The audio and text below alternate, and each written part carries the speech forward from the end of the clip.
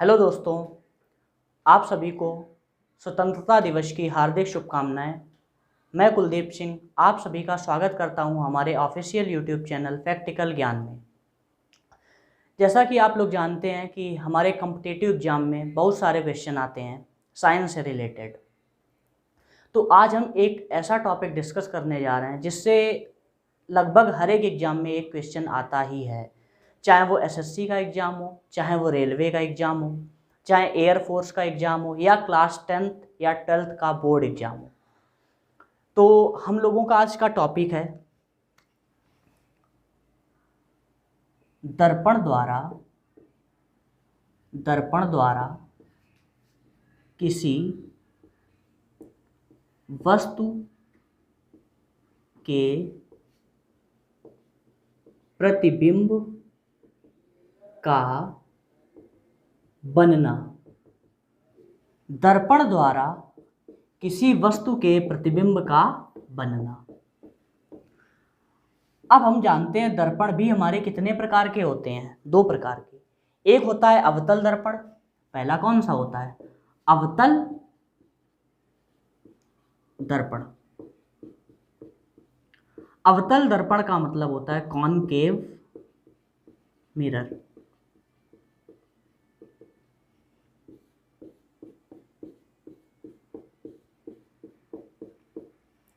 और दूसरा होता है उत्तल दर्पण। अब अवतल दर्पण द्वारा 6 केस बनते हैं। कितने केस बनते हैं? 6। यानी वस्तुओं की 6 अलग अलग पोजीशन होंगी और प्रतिबिंब भी 6 अलग अलग स्थानों पर बनेगा। अब वस्तुओं की पोजीशन कहाँ पर हो सकती है और प्रतिबिंब भी कहाँ पर बन सकते हैं? एक तरीका होता है किरण आरेख द्वारा पता करना। तो किरण आरेख बनाने में समय लगता है। अब हम लोग एक छोटी सी ट्रिक की मदद से सीखेंगे कि प्रतिबिंब कहाँ पर बनेगा। पहला आपको पॉइंट सीखना है कि ए अगर हम लिखेंगे तो उसका मतलब क्या होगा? अनंत या फिर इन्फिनिटी। अनंत या इन्फिनिटी। सी का मतलब होता है कर्वेचर। क्या होता है? कर्वेचर या फिर वक्रता केंद्र। एफ का मतलब होता है मुख्य फोकस।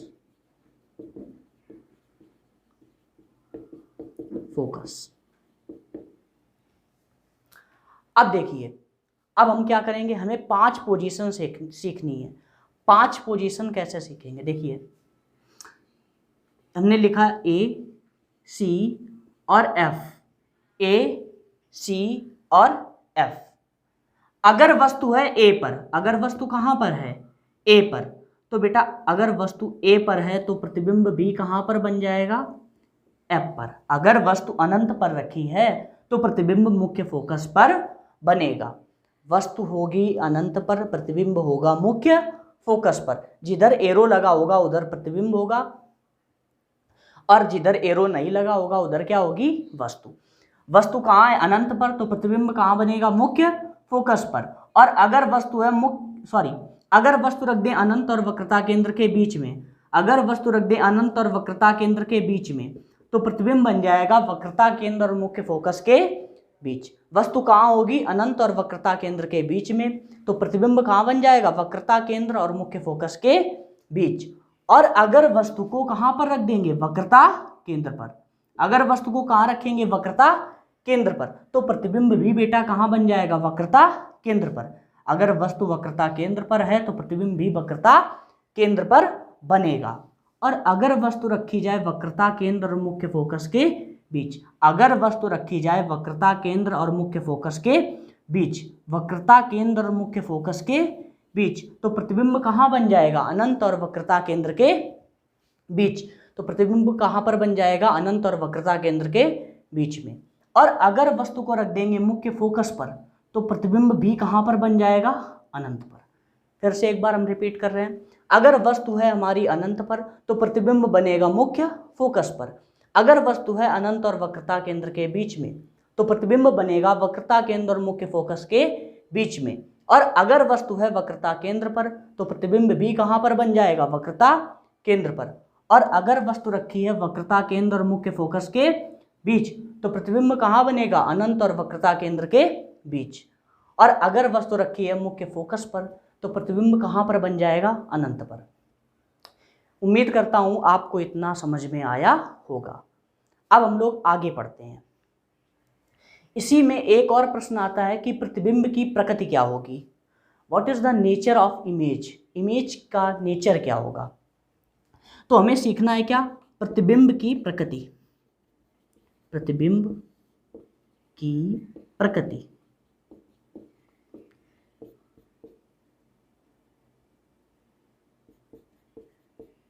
Nature of image. अब देखिए इन पांच के पांचों केस में प्रतिबिंब की प्रकृति में एक पार्ट होगा कॉमन, और वो कॉमन पार्ट क्या होगा आपको ध्यान रखना है हमेशा? वास्तविक व वस्तु से उल्टा। वस्तु से उल्टा यानी इन सभी पार्ट में क्या होगा कॉमन? कि प्रतिबिंब जो बनेगा हमारा वास्तविक व वस्तु से उल्टा, यानी प्रतिबिंब बनेगा real and opposite to the object. Real and opposite to the object. Clear बेटा? अब जो चेंज होगा वो हम सीखते हैं।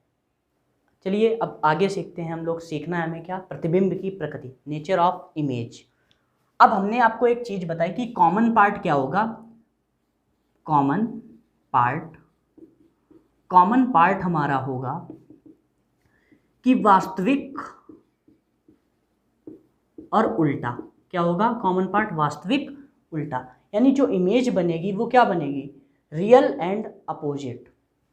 अब देखिए अगर वस्तु है ए पर, हम बात कर रहे हैं वस्तु की। वस्तु कहां पर है? अनंत। अनंत को हमने कहा था ए से रिप्रेजेंट करना है, तो हम लिख रहे हैं ए। वस्तु कहां पर है? ए पर। तो प्रतिबिंब होगा बहुत छोटा। क्या होगा? बहुत छोटा।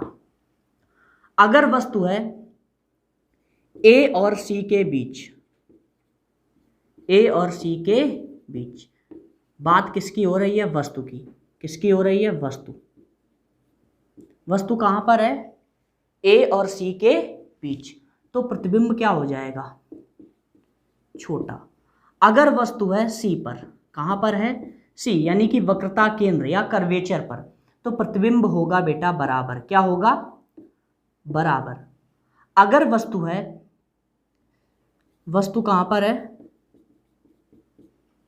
अब की बार है वस्तु सी और एफ के बीच, यानी वक्रता केंद्र और फोकस के बीच, तो प्रतिबिंब बेटा कहां पर कैसा बनेगा? बेटा सॉरी, वस्तु है सी और एफ के बीच। पहले बहुत छोटा, फिर हुआ छोटा, अब हुआ बराबर, यानी अब क्या होगा? बड़ा। अब की बार क्या हो जाना चाहिए? बड़ा। अगर वस्तु है कहां पर? एफ पर। कहां पर है? एफ या फिर मुख्य फोकस पर, तो क्या हो जाएगा? प्रतिबिंब की प्रकृति में क्या होगा?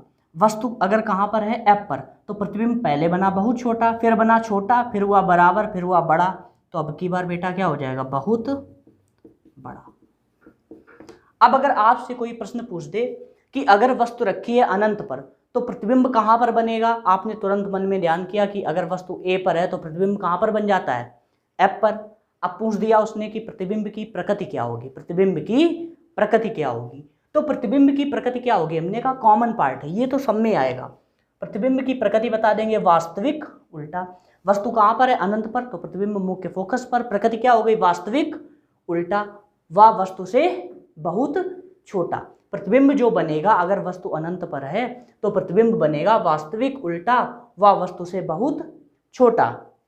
अगर वस्तु है अनंत और वक्रता केंद्र के बीच तो प्रतिबिंब बनेगा वास्तविक उल्टा व वस्तु से छोटा। अगर वस्तु कहां पर है? वक्रता केंद्र पर, तो प्रतिबिंब बनेगा वास्तविक उल्टा व वस्तु के बराबर। अगर वस्तु वक्रता केंद्र और मुख्य फोकस के बीच में है तो प्रतिबिंब कैसा बनेगा? वास्तविक उल्टा व बड़ा। अगर वस्तु है एफ पर तो प्रतिबिंब कैसा बनेगा? वास्तविक उल्टा व बहुत बड़ा। हमने ये सीखा अभी कि प्रतिबिंब बनेगा कहां पर और किस प्रकार का बनेगा। अब इसमें हमने कितने केस सीख लिए बेटा? केस 1, 2, देखो केस नंबर 1 ये तो हो गया 1, ये 2, ये 3, ये 4 और ये 5। अब इसमें एक केस और बाकी रहता है, केस 6। बात किसकी चल रही थी? अवतल दर्पण की। अब अवतल दर्पण में केस 6 क्या होता है कि वस्तु ध्रुव पी ध्रुव को रिप्रेजेंट करते हैं पोल, यानी इंग्लिश में ध्रुव को बोलते हैं पोल, तो इसको कैसे रिप्रेजेंट करते हैं? पी से। वस्तु ध्रुव व मुख्य फोकस के बीच रखी हो, मुख्य फोकस के बीच रखी हो। वस्तु कहाँ रखी हो? ध्रुव व मुख्य फोकस के बीच रखी हो। तो इसका प्रतिबिंब कहाँ बनेगा बेटा? इसका प्रतिबिंब बनेगा दर्पण के पीछे। प्रतिबिंब की प्रकृति क्या होगी? प्रतिबिंब की प्रकृति होगी प्रतिबिंब की, जो प्रतिबिंब हमारा बनता है इस केस में वो बनता है आभासी, यानी इमेजिनरी, आभासी बनेगा। और प्रतिबिंब बनेगा सीधा, आभासी बनेगा प्रतिबिंब, और कैसा बनेगा? सीधा। वह वस्तु से बहुत बड़ा।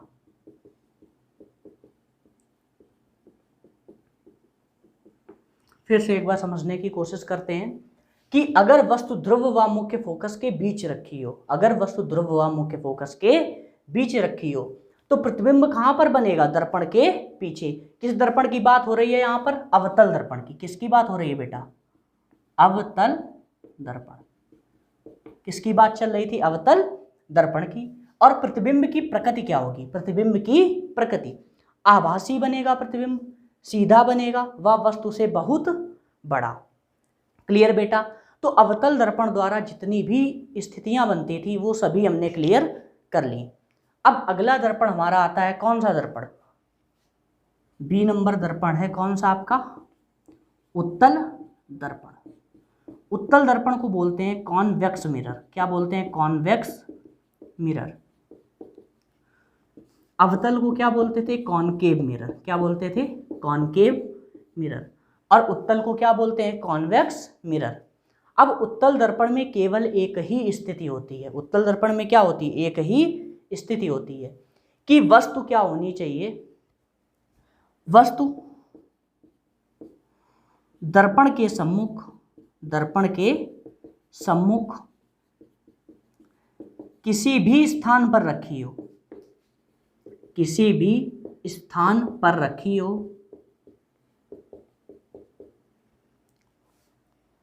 तो उसका प्रतिबिंब